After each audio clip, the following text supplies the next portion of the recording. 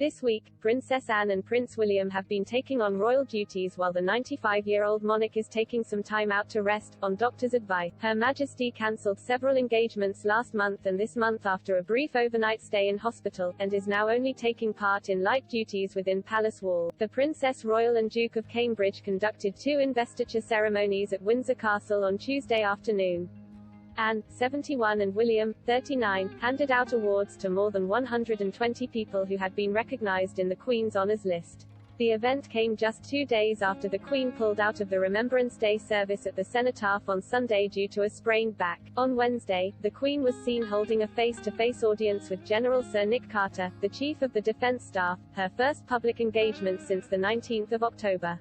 The Queen's devotion to her duties has long been recognized, but her daughter Anne admitted last year that she was surprised her mother was still playing such an active role for the monarchy. Speaking to Vanity Fair magazine ahead of her 70th birthday in April 2020, Anne reflected on how the Queen and Prince Philip were handing down some of their responsibilities to their children and grandchildren. She said, "I think both my father and my mother have, quite rightly, made decisions about, I can't spend enough time doing this and we need to find somebody else to do it, because it makes sense.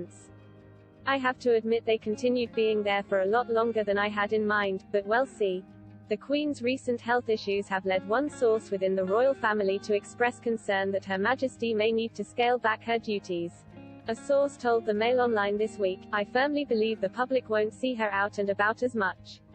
That said, she will still be visible, carrying out less taxing engagements within palace walls." The whole video and virtual engagement development as a result of COVID-19 has given palace aides options they didn't have before, but there will definitely be a change in. Palace aides were reported to have said nothing can be ruled out, and nothing can be ruled in, but said some events such as handing out honors could be scaled back to include smaller sessions or one-on-ones in private.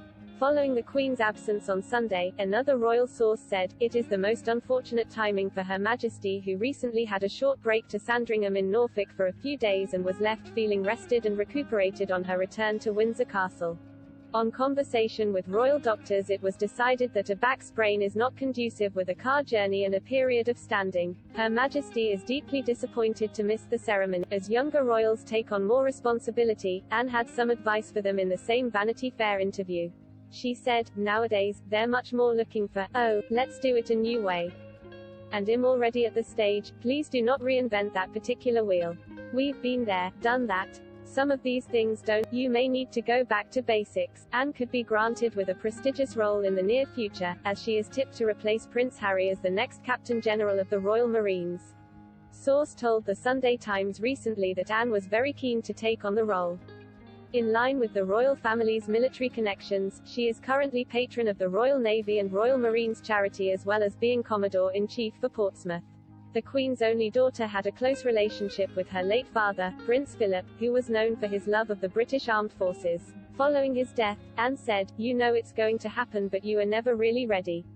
My father has been my teacher, my supporter and my critic, but mostly it is his example of a life well lived and service freely given that I most wanted to emulate."